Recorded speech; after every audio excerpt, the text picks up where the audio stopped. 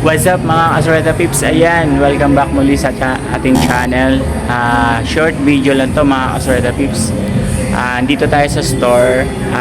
Nakaschedule kasi tayo ngayon for sanitation sa sanitation store. O diba? Tsaka pest control. So, tingnan natin kung paano nila ginagawa mga Asureta Pips. Let's go!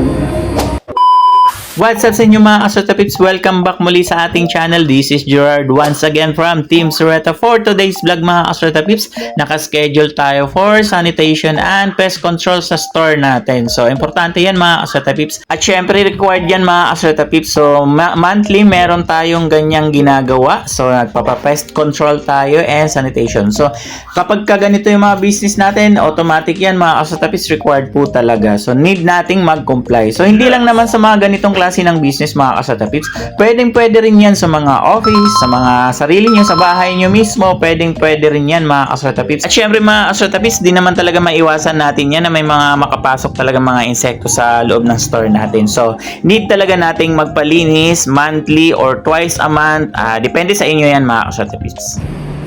So yan guys, sanitize yung store. Pest control.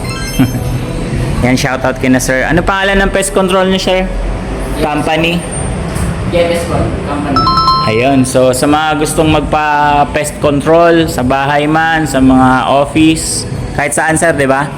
So, kukontakin nyo lang yung kanilang company. So, lalagay ko na lang dito sa screen yung kanilang contact number. Sa service report.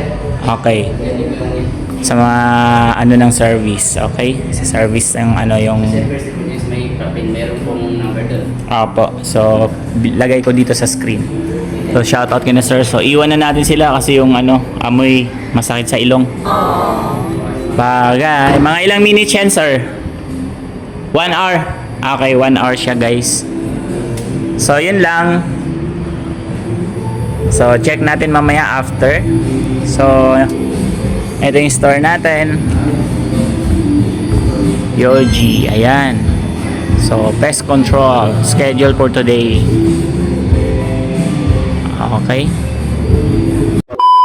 So, ayan mga Asureta Pips, sa mga naghahanap ng mga gustong magpa-pest control, magpa-sanitize ng kanilang store. Hindi lang sa store, sa mga may business dyan, kung ano-ano mga business. So, kontakin nyo lang sila ni sir. O, diba? Ayan, nagpapausok na si sir.